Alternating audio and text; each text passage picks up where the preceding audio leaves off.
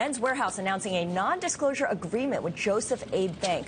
We had to bring in our Christina Lesher, deals reporter. She went there and bought 5, got 1 free. What does that mean, non-disclosure agreement? Just for you, Tom, just for you. What does that mean, non-disclosure agreement? Are they definitely going to do a deal here?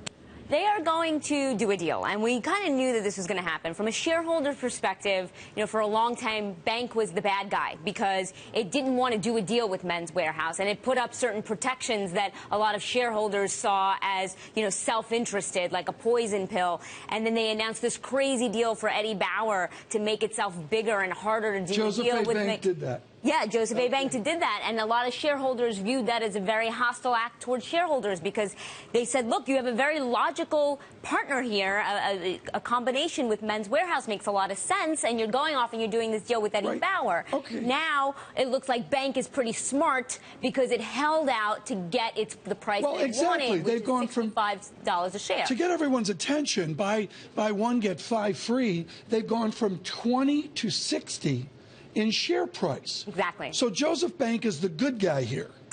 It would appear to be the case that if everything goes well, they did do the best thing for shareholders. But here's the thing. Here's what no one's talking about, right?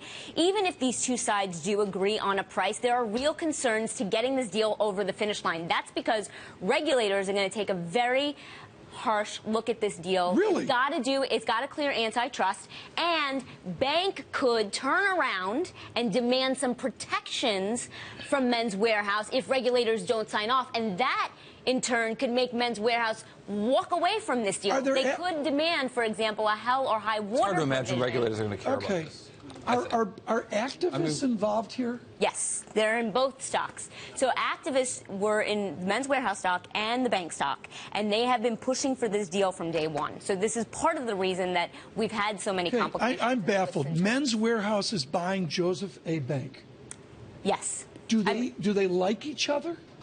I mean, this is like a soap opera. That's a great question. It's a great back and question. forth. There's no secret. Bank's management team, its chairman, want to keep their jobs, and they do not want to be working for a company they think isn't run as well as their own company. Well, so you have a lot of personalities clashing right now. Yeah. To what degree, I also wonder, is the Men's Wearhouse marketing message has been about George Zimmer, who was forced out recently. And I wonder to what degree there's a negative sales impact just from losing the voice that you've had for your business for so long. There's no question that Men's Wearhouse has been impacted by that, and that's one reason this whole thing started. By the way, Bank was the original aggressor. They thought that Men's Wearhouse was in a weak position because they lost Zimmer, and they made an attempt to actually buy Men's Wearhouse, which kicked off this whole thing back in October rapidly anyway. declining sales as well. I mean, sales growth down to 3% last quarter, negative 2% the quarter before that. Okay, Christina, thank you. I'm more baffled than I was before you came on. Christina, thank you so much. It's amazing.